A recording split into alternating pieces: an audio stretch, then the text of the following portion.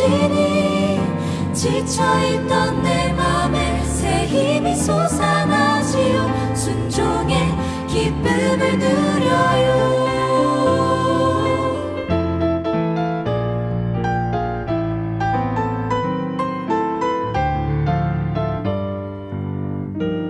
하루를 시작할 때 어려움을 만날 때 말할 수 없는 고민도 주님께 물어요 주님 어디로 갈까요? 주님 어떻게 할까요?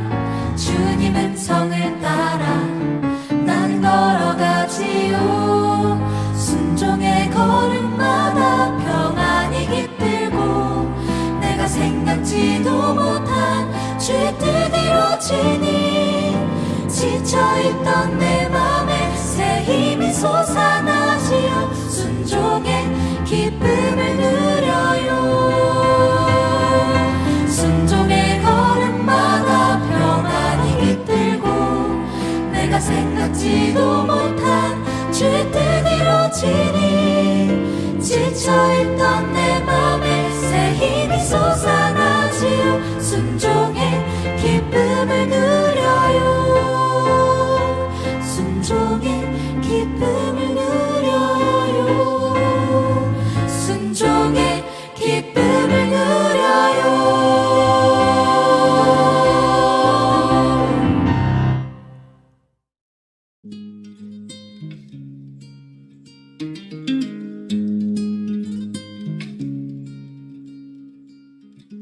여러분 안녕하세요. 가정사역 온라인 전도의 첫째 날에 오신 여러분들을 진심으로 환영합니다. 한 번밖에 없는 인생 어떻게 살아야 할까라는 주제로 오늘 말씀을 나누기를 원하는데요. 먼저 제 소개를 드려야 되겠죠. 저는 성신여대 사범대를 졸업하고 고등학교 교사 생활을 7년 정도 했습니다. 그러는 가운데 남편을 만나서 결혼하였고요. 결혼하면 마냥 행복할 것만 같았는데 그 생활은 그렇게 순탄치만은 않았습니다. 지금까지 예수님 안에서 잘 맞추어가면서 살아가고 있고요.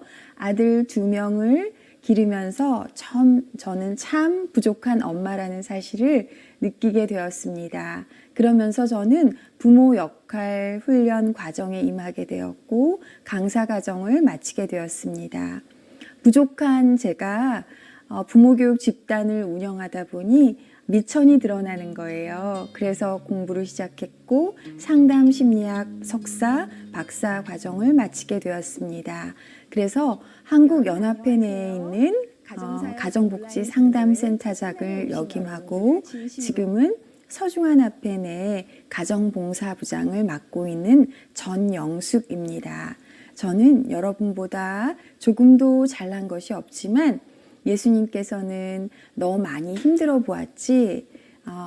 남편하고 살면서 힘들었던 거, 또 자녀하고 살면서 힘들었던 거 너가 내 도움을 받아서 잘 해결하지 않았니? 라고 말씀하시면서 여러분에게 그 이야기를 나누라고 이 자리에 서게 하신 것 같습니다. 여러분, 오늘 저는 한 번밖에 없는 인생 어떻게 살아야 할까라는 주제로 마음속 깊이 여러분과 소통하고 싶습니다. 오늘과 내일 3일째 되는 날까지는 제가 강의를 진행하고요. 또 금요일과 토요일에는 저와 함께 사는 제 남편이 강의를 진행하겠습니다. 자, 여러분 이제 본론으로 들어가겠는데요. 여러분 이번 여름은 긴 장마와 코로나로 참 힘든 기간을 겪으셨죠? 그래서 제가 시원한 바닷가로 안내하려고 합니다. 여러분 이 시원한 바닷가 보시니까 어떤 마음이 드세요? 정말 시원하고 그 청량감이 들지 않나요? 작년 여름에 가족들과 함께 피서 갔던 기억들도 나고 또 교인들과 함께 장막풍에 갔던 기억들도 날 것입니다. 요즘 사람들은 좋은 곳에 가면 맛있는 맛집이나 또 정말 깨끗하고 좋은 숙소 등을 자신의 SNS나 인스타그램, 페이스북 같은 데 올려서 여러 사람들과 공유하기를 좋아합니다. 그런데 이 할아버지 사진을 한번 볼까요? 이 할아버지는 인생을 관조하는 모습을 보이고 있는데요. 우리가 올 여름에 바닷가를 가지 못했다면 다음 여름에 갈 수도 있고 또 그 다음 여름에 갈 수도 있어요. 그런데 인생은 한 번밖에 없습니다. 이 나무 밑에서 앉아 계신 이 할아버지는 인생을 관조하고 계신 모습을 보이고 있는데요. 여러분은 남은 인생에 무엇을 남기고 가고 싶으십니까? 소중한 자녀에게 남기고 싶은 것은 무엇이 있는지요? 자, 인생은 정말 단 한 번밖에, 가난한 자든 부유한 자든 단 한 번밖에 그 인생을 살지 않습니다. 그 인생에 여러분들은 과연 무엇을 남기고 가고 싶으신지요? 자, 사람들은 인생에 남는 것은 사진밖에 없어 라는 얘기를 합니다. 이 할머니도 자신의 인생을 돌아보면서 중요한 또 의미 있었던 순간들을 이렇게 기억하고 있는 것 같은데요. 여러분의 인생에 있어서 의미 있는 순간, 가장 여러분의 뇌리를 스치는 가장 의미 있고 행복했던 순간들은 무엇인가요? 자, 많은 사람들에게 물어보았을 때 행복했던 순간이 언제세요? 라고 물어보면 사랑하는 남녀가 만나서 결혼했을 때 또는 첫 아이가 태어났을 때 그 아이가 아장아장 걸을 때 또 그 아이가 학교에 처음 들어갔을 때 라는 말들을 합니다. 제 이야기를 들으면서 많은 분들이 여러분의 인생에도 소중한 추억들을 떠올렸을 것이라고 생각이 돼요. 아가였던 우리 모두는 이제 이 청년처럼 성장해서 각자의 삶의 길을 선택하고 나아가야 할 자리에 서 있습니다. 그럼 우리가 어떻게 사는 것이 행복할까요? 무엇이 진정 우리를 행복하게 해줄까요? 좋은 대학을 가기 위해 열심히 노력하고 좋은 직장을 얻기 위해 스펙을 쌓고 좋은 사람을 만나 가정을 이루고 우리는 이렇게 살아왔는지도 모릅니다. 또 자녀들에게도 그러한 삶을 요구했을지 모릅니다. 그렇게 눈코 뜰 새 없이 살아온 여러분들의 삶은 진정 행복하신가요? 자, 여기에는 아름다운 가족들의 사진이 4장 올려져 있는데요. 인생은 여기 있는 사진처럼 행복하지만은 않습니다. 인생은 멀리서 보면 희극이나 가까이서 보면 비극이라고 합니다. 그럼 우리 인생을 가까이서 한번 들여다볼까요? 여기 아가가 뭘 하고 있는지 보이시나요? 고운하게 잠들어 있네요. 여러분들 중에 어릴 적 어머니가 들려주었던 자장가를 기억하고 계신 분이 있나요? 기저귀를 갈아주시는 엄마의 얼굴, 그 생생한 표정을 기억하시고 계신 분이 있나요? 아이가 태어난 지 한돌이 되면 돌잔치를 합니다. 한돌이 되는 생일잔치에 온 가족을 초대해서 아이가 잘 자라도록 축복해 주기도 합니다. 그러면 이 또 아이가 자라나서 초등학교에 들어갑니다. 가을이면 어김없이 운동회를 하고 아빠 품에 안겨서 줄에 매달린 과자 따먹기를 하기도 하는데요. 이 아이는 또 자라서 중고등학교에 가면 친구가 그들의 모든 것이 됩니다. 자, 이렇게 중고등학교를 졸업한 아이는 이제 이 아이가 학교 교육을 마치고 졸업하고 또 더 큰 대학으로 진학을 하게 되고 대학을 졸업하고 또 취업하게 되면 그 다음은 어떤 순서가 기다리고 있을까요? 자, 드디어 좋은 사람을 만나서 웨딩 마치를 올리게 되네요. 자, 이렇게 행복하게 만난 두 남녀는 이제 그 다음은 어떤 사진이 기다리고 있을까요? 또 이 행복한 두 남녀는 새로운 아가를 낳습니다. 이 아가는 아까 본 아가와 다른 아가인데요. 아까 아가는 엄마가 불러주는 자장가에 고운히 잠들면 되고 먹고 자는 것이 일이라면 이제 이 아기의 엄마는 또 아빠는 이 아이가 먹을 것을 달라고 하고 또 기저귀 값을 대야 하는 그런 의무를 지게 됩니다. 이제는 이 아이 졸려도 그 잠을 참아가면서 이 아이를 양육해야 되는 책임을 갖게 되는 거죠. 이 아가는 엄마가 입혀주는 꽃가옷을 입고 돌잡이만 하면 되지만 이제는 이 아이의 부모는 손님을 초대하고 계획을 세우고 선물을 장만하고 모든 순서를 준비해야만 하는 의무를 갖게 됩니다. 아까는 아빠 품에 안겨서 편안히 과자만 따먹으면 되지만 이제는 자리가 뒤바뀌었습니다. 엄마는 아침부터 일찍 일어나서 아이의 도시락을 싸야 되고요. 아빠는 다른 아빠에게 지지 않기 위해 자녀의 길을 살리기 위해서 안간힘을 쓰고 달리다가 넘어지기도 합니다. 자, 예전에는 부모가 용돈을 받아서 즐겁게 놀면 됐지만 이제는 늦게 들어오는 자녀에 대해서 염려하고 늦게까지 잠 못 이룰 때가 많은 것이 우리 청소년을 둔 부모의 심정입니다. 졸업식 날 예쁘게 단장하고 꽃과 또 격려를 받으면 되지만 옆에 있는 두 부모는 학교 다니는 동안 마음껏 제대로 해주지 못한 것만 기억나서 미안하고 안쓰럽게 느끼는 것이 부모의 심정입니다. 대학교 등록금 걱정과 자녀의 미래에 대한 걱정이 앞서는 것이 현실입니다. 신랑과 신부는 신혼의 단꿈에 부풀어 있지만 또 혼주석에 있는 엄마는 남몰래 눈물을 훔칩니다. 과연 자녀가 힘든 인생을 잘 살아가 주기를 바라는 마음으로 간절히 기도하게 됩니다. 여러분, 인생을 이렇게 쭉 훑어보았는데요. 여러분의 머릿속에도 여러분의 뇌리를 스치는 사진들이 떠오르시나요? 여러분의 인생 속에 가장 베스트 샷을 뽑으라면 한 3장만 뽑으시라면 어떤 장면을 꼽으시겠습니까? 특별히 마음속에 남는 장면을 한번 꼽아 보시겠습니까?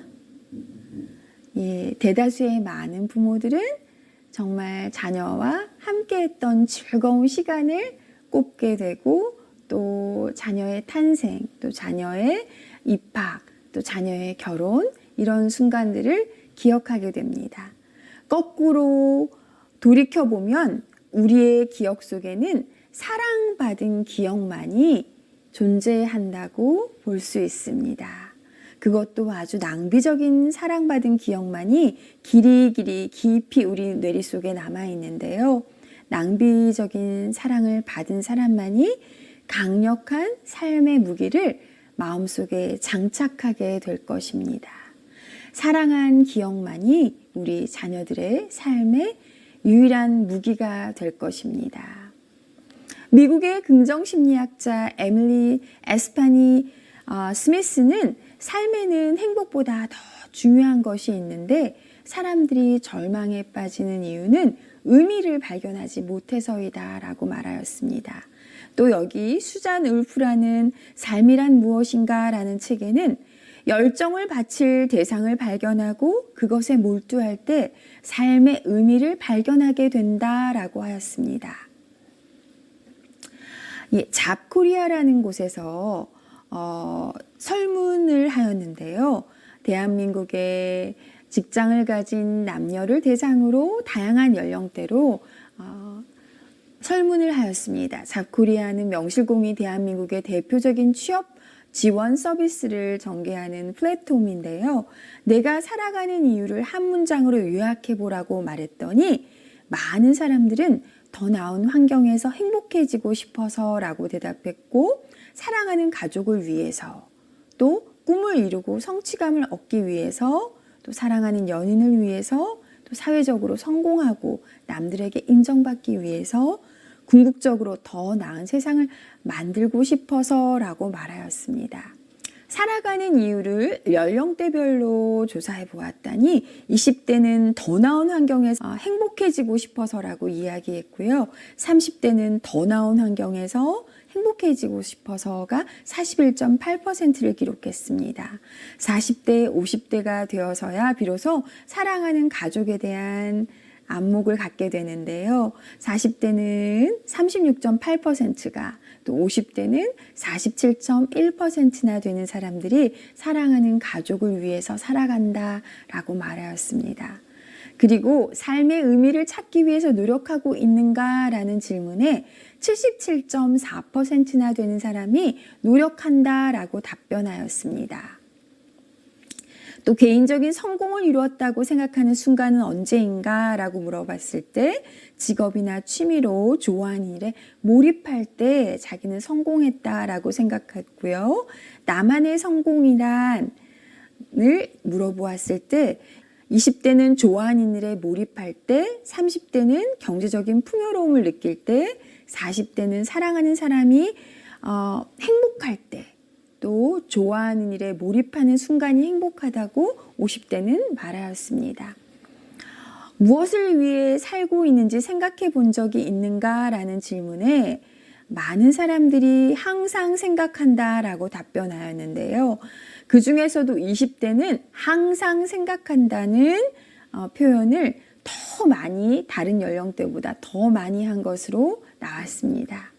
그런데 이 사람들에게 왜 이처럼 살고 있나, 회의감이 들 때가 있나라고 질문해 보았을 때 사람들은, 대다수의 사람들이 회의감을 느낀다라고 말하였고, 어떨 때 회의감이 드는가라고 말했을 때 고용 불안 또는 느낄 때, 또는 집과 학교, 직장을 왔다 갔다 할 때라고, 의미 없이 왔다 갔다 할 때라고 답변하였습니다.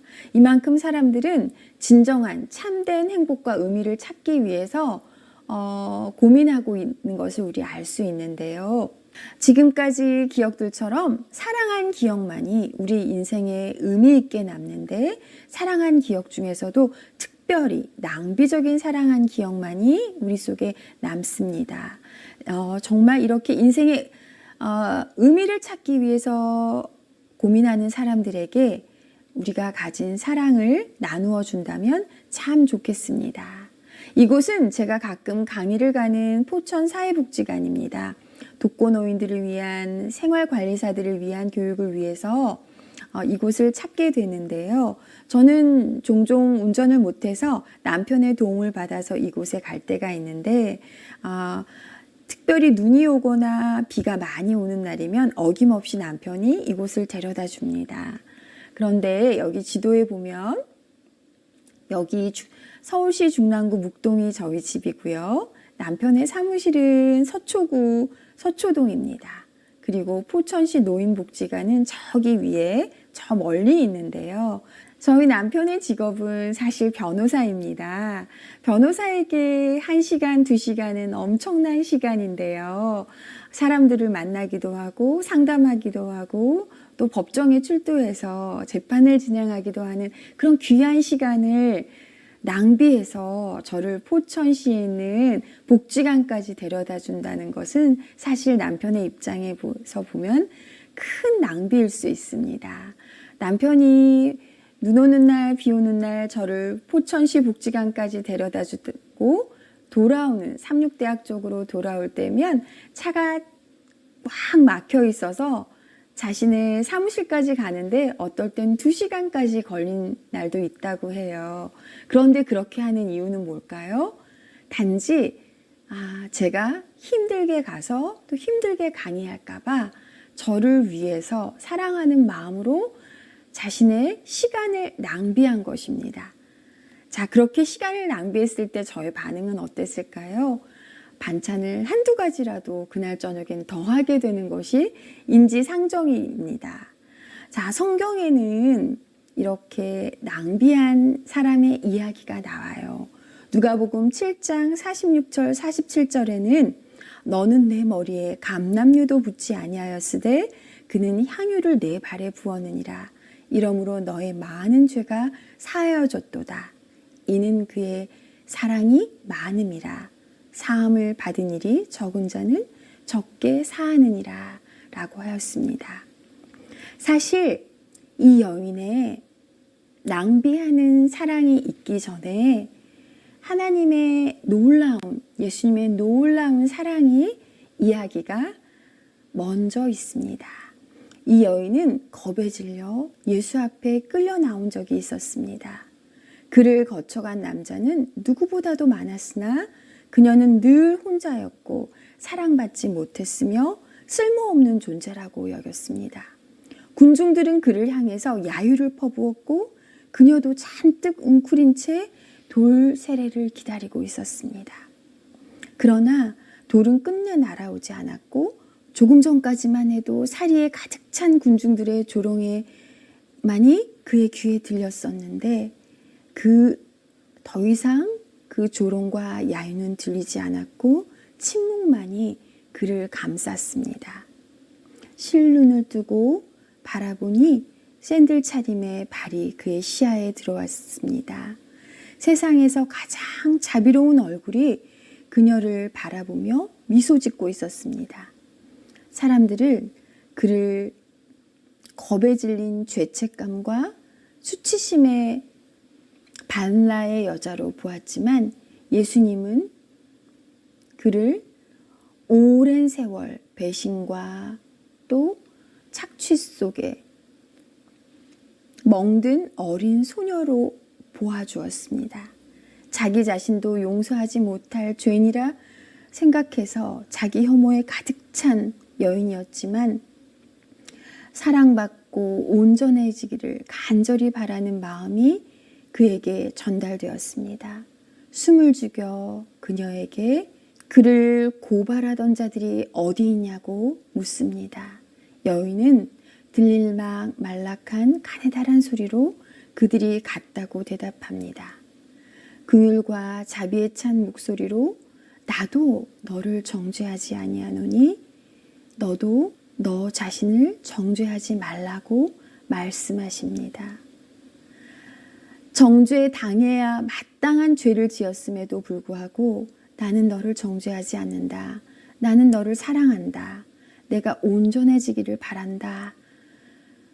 너를 사랑하며 너 자신을 가꾸어 나가라고 예수님께서는 말씀하고 계셨습니다.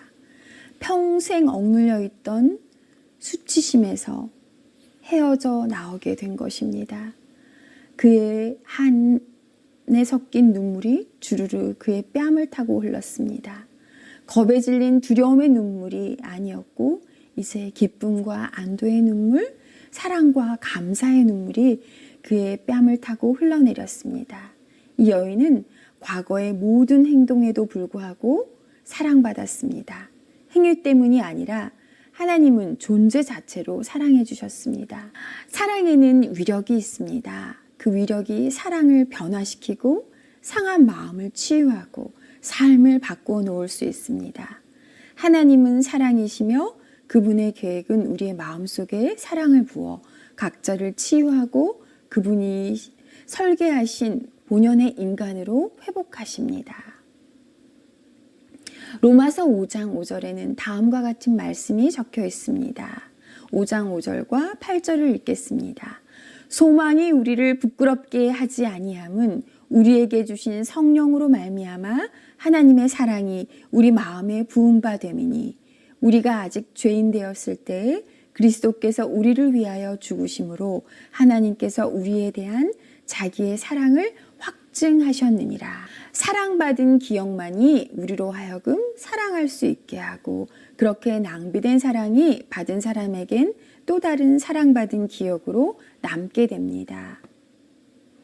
성경은 이렇게 말합니다. 우리 속에 분명히 하나님의 형상과 목적이 새겨져 있는데 또 하나님께서 새겨주신 형상과 목적에 따라 살 때 우리 삶을 파괴하는 중독적인 삶에서 벗어나 중독적인 삶을 이겨내고 행복하게 살아가는 주인공이 될 수 있다고 말합니다. 자, 너 자신을 알라고 많은 철학자들은 이야기합니다. 이것이 너무나 중요한 문제이기 때문에 최고의 철학자 소크라테스도 역시 너 자신을 알라고 했습니다. 우리의 마음을 살펴보면 내가 누구인지, 어디서 왔는지, 어떻게 해야 행복한지 의외로 쉽게 알 수 있습니다. 사람은 사랑받을 때 행복하고 사랑할 때는 더 행복한 존재가 됩니다. 또한 모든 사람이 이런 사랑을 더 많이 관계 속에서 행복감을 누리기를 원합니다. 그저 좋은 일만으로는 기분이 좋은 삶을 살 수 있지만 마음의 깊은 행복, 의미 있는 인생의 해답을 가질 수는 없습니다. 인간에게는 다른 그 무엇인가가 있어야만 하는데 그러던 어느 날 저도 드디어 이 삶의 의미 있는 답을 찾게 되었습니다. 저는 사실 하나님을 믿지 않는 가정에서 태어났습니다. 조상을 모시는 유교 풍습과 불교를 동시에 수용하는 분위기 속에서 살아서 하나님을 믿는다는 것이 저에게선 참 어려운 일이었습니다. 7남매의 맏며느리로서 시부모를 봉양하면서 늘 바쁘게 사셨던 어머니는 가끔은 그 스트레스를 자녀들에게 감정 조절을 잘 못하시고 격정적으로 크게 화를 내시는 것으로 풀곤 하셨습니다. 사실 제가 그리스도를 믿게 된 이유는 우연한 기회였습니다. 고등학교 선생님의 권유로 집 앞에 있는 삼육 중국어 학원에 등록하게 되었는데요. 저의 첫 번째 중국어 교사는 대만에서 오신 분이셨는데 늘 차분하고 온유하셨습니다. 감정적으로 안정된 점이 사람을 참 편안하게 해주었습니다. 무엇이 저분을 저렇게 한결같이 따뜻하고 친절하게 만드는 것일까? 저는 궁금했습니다. 조용히 관찰해 보니 내가 아는 어떤 다른 사람과 달리 늘 하늘에 있는 하나님께 기도하는 사람이었습니다. 처음에는 선생님께서 월화수목금 뿐만 아니라 금요일 저녁과 토요일 오전에도 나오면 중국어를 무료로 가르쳐 준다는 이야기를 듣고 이게 웬 떡이냐 하는 마음으로 제가 금요일 저녁과 토요일 오전에도 나가기 시작했습니다.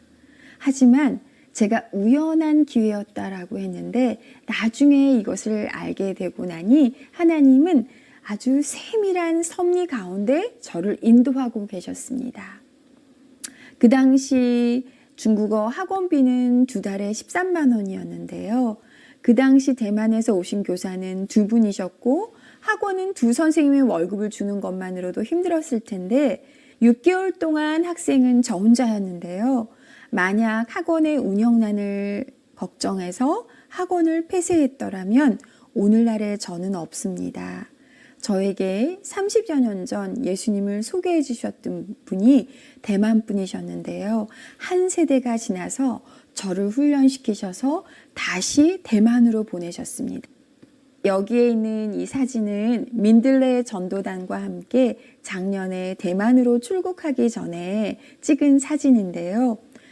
여기 있는 민들레 전도단 단원분들은 모두 다 자기 돈으로 비행기 티켓을 사서 또 그곳에 있는 사람들에게 나누어 줄 물건들과 음식을 다 준비해서 가득 짐을 싣고 전도회를 떠났었습니다. 저도 화폐 부장이라 출장비를 청구하면 비행기 티켓을 끊어주지만 저는 낭비적인 사랑을 하고 싶었습니다. 저에게 복음을 가르쳐준 대만이라는 나라, 정말 저에게는 빚진 나라였습니다. 그래서 저는 하나님께서 주신 돈으로 티켓을 끊고 낭비적인 사랑을 보임으로 그 대만의 영혼들을 만나게 되었습니다. 민들레 전도단원들과 최근에 카톡을 하게 되었는데요. 코로나로 인해 너무 오랜 기간 동안 하던 일을 멈추고 산다는 것이 이렇게 힘들 줄을 미처 몰랐습니다. 또한 아무 걱정 없이 자유롭게 모든 선교 사업을 할 수 있었던 것이 얼마나 행복했었는지 이제야 절실하게 깨닫게 됩니다. 또 때때로 불평했던 일이 얼마나 후회가 되는지 새삼 느껴집니다. 여성전도부와 가정봉사부에서 했던 수많은 사역들에 대해서 정말 그리워하고 교회에서 봉사하던 시절을 그리워하고 계신 것들을 알 수 있었습니다. 여러분, 요한 1서 4장 7절에는 사랑하는 자마다 하나님께로서 나서 하나님을 알고 사랑하지 아니하는 자는 하나님을 알지 못하나니 이는 하나님은 사랑이심이라 라고 말씀하고 계십니다. 여러분, 주변에 누군가가 낭비적인 사랑을 보일 때 여러분 혹시 그것을 너 왜 그렇게 낭비하느냐고, 마리아가 예수님 앞에서 그 옥합을 깨뜨렸을 때 많은 사람들은 그를 비평하였습니다. 저 정도의 양이면 얼마나 많은 가난한 자들을 도울 수도 있을 텐데 라고 비평하였습니다. 시대의 소망에는 이런 말씀이 적혀 있습니다. 마리아는 비평하는 말을 들었다. 그의 가슴은 떨렸다. 그는 그의 언니가 낭비한다고 책망하지는 않을까 두려워하였다. 주님 역시 아낄 줄 모른다고 생각하실지 모른다. 사과나 변명도 없이 마리아가 피하려고 할 때에 주의 음성이 들렸다. 가만 두어라. 너희가 어찌하여 저를 괴롭게 하느냐. 저가 내게 좋은 일을 하였느니라.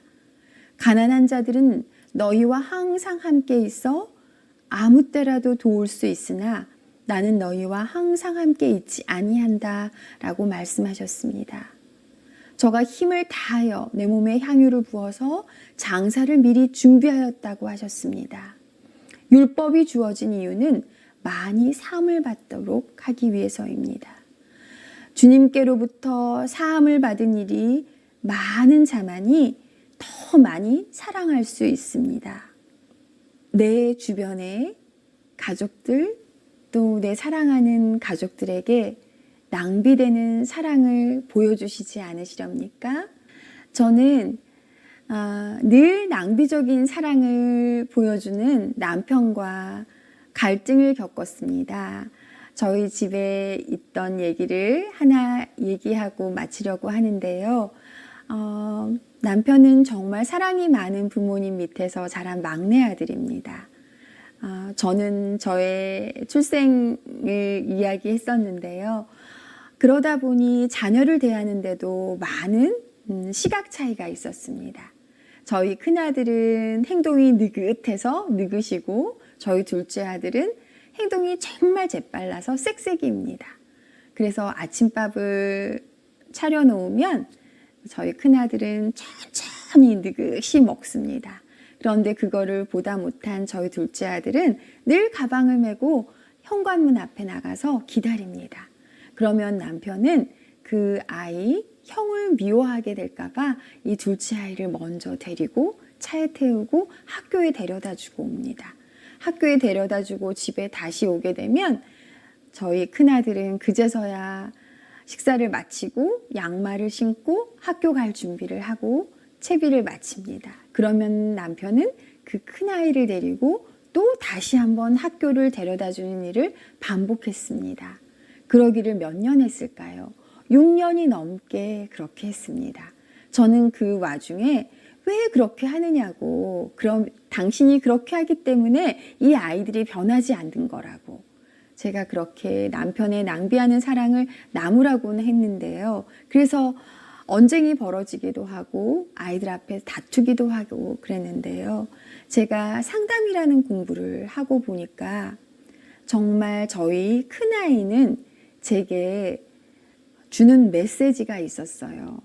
저희 큰아이는 제가 세원고등학교라는 학교를 다니면서 이 아이를 출산하고 저희 시부모님께서 아이를 봐주실 때 아이에게 가장 좋은 것은 모유라면서 이 모유를 먹이러 저희 학교까지 오셨어요. 그런데 저는 그 당시 너무 철이 없어서 동료 교사들이나 또 학생들이 그 모습을 볼까봐 부끄러워서 얼른 모유를 수유하고 쉬는 시간 잠시 수유하고 다시 교무실로 들어가고 학교로 들어가곤 했습니다. 그런데 이 아이에게는 늘 밥 먹는 시간 충분한 엄마와 교감을 나누기를 원했어요. 교감과 따뜻한 애정 어린 애착을 원했는데 제가 이 큰 아이에게 그렇게 해주지 못했습니다. 그래서 이 아이는 빨리 먹어. 너가 이렇게 늦게 하니까 아빠가 2번이나 데려다 주게 되잖아. 제발 빨리빨리 좀 먹어. 시간 맞춰서. 지금 10분이 다 지나갔어. 이렇게 채근하는 대신에 그 아이의 눈을 맞춰주고 차녀가 이거 너가 좋아하는 반찬이야. 이거 먹어. 라고 그 아이를 지지해주고 애정 어린 시선을 주었더라면 이 아이는 민기적 거리지 않고 아마 더 빨리 밥을 먹었을지도 몰라요. 그런데 제가 이것을 다 공부하고 나니까 그 아이가 결핍된 욕구를 가졌다는 사실을 깨닫게 되었습니다. 사실 여러분 주변에서 여러분을 귀찮게 하거나 힘들게 하는 사람들의 대부분은 여러분에게 애정을 갈구하는 사람들입니다. 여러분의 애정 어린 말, 진심 어린 사랑의 말이 고파서 여러분들 주변에서 그렇게 자신의 언어로 표현하고 있는 것입니다. 여러분, 그런 사람들에게, 그런 가족들에게 진심 어린 눈을, 진심 어린 말을 전해주시지 않으시겠습니까?